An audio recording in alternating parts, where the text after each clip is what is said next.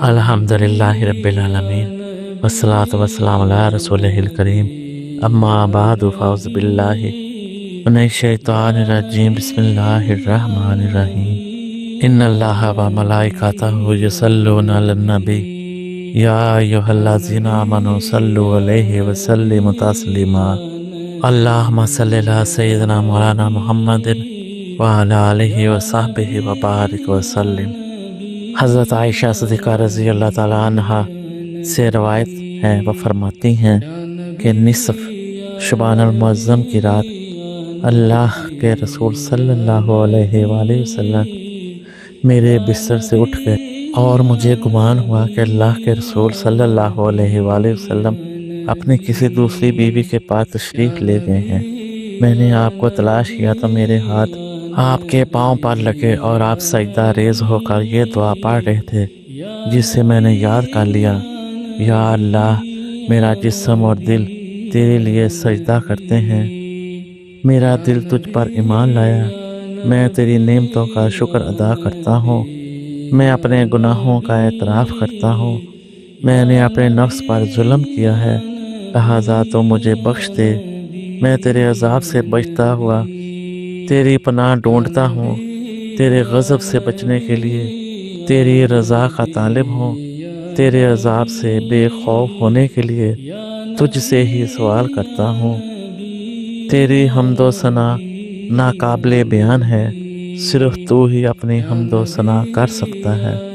حضرت عائشہ صدیقہ رضی اللہ تعالیٰ عنہ فرماتی ہیں کہ آپ صلی اللہ علیہ وآلہ وسلم رات بھر قیام و قعود کی حالت میں یہی دعا پڑھتے رہے، حتیٰ کہ آپ کے پاؤں مبارک سوج گئے۔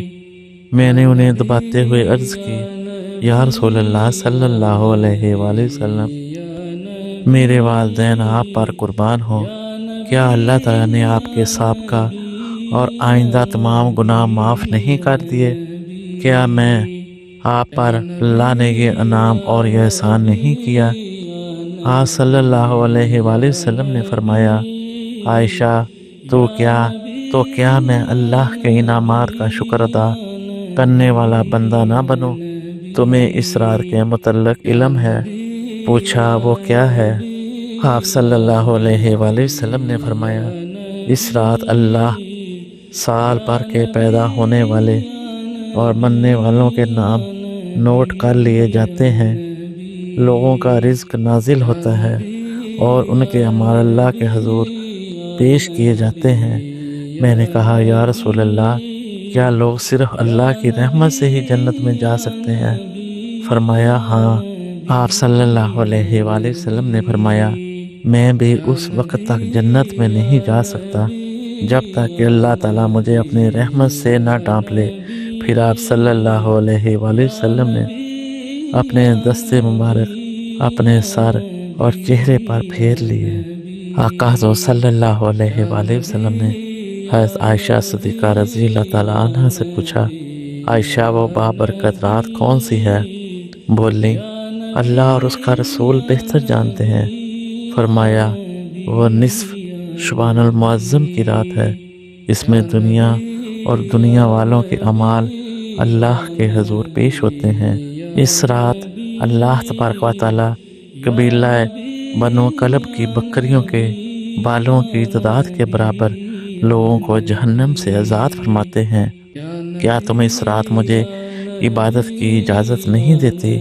میں نے کہا، ضرور۔ پھر آپ صلی اللہ علیہ وآلہ وسلم نے نماز پڑھی، ہلکا قیام کیا، اس میں سورۃ فاتحہ اور ایک چھوٹی سورت پڑھی، پھر رات کے ایک حصے تک سجدہ ریز پڑے رہے۔ اس کے بعد دوسری رکعت میں اسی طرح قیام وغیرہ کر کے سجدہ ریز ہو گئے اور فجر تک حالت سجدہ میں رہے۔ حضرت عائشہ صدیقہ رضی اللہ تعالیٰ عنہ فرماتی ہیں، میں آپ کو دیکھ رہی تھی، میں نے سوچا کہیں آپ کی روح تو قبض تو نہیں ہو گئی۔ جب کافی دیر ہو گئی تو میں نے قریب ہو کر آپ کے پاؤں کے تلوے چھوئے تو آپ صلی اللہ علیہ وآلہ وسلم نے حرکت کی اور سجدے میں یہ دعا پڑھ رہے تھے، یا اللہ، میں تیری معافی کے ذریعے تیرے عذاب سے، تیری رضا کے ساتھ تیرے غضب سے اور تیرے سے تیرے عذاب سے پناہ مانگتا ہوں۔ تیری حمد و ثنا جلیل القدر ہے، میں تیری مکمل تعریف کرنے سے قاصر ہوں، جس طرح کہ تو نے خود اپنی تعریف کی ہے۔ میں نے کہا یا رسول اللہ، آج رات آپ نے ایسا ذکر سنا ہے جو کہ پہلے کبھی نہیں سنا تھا۔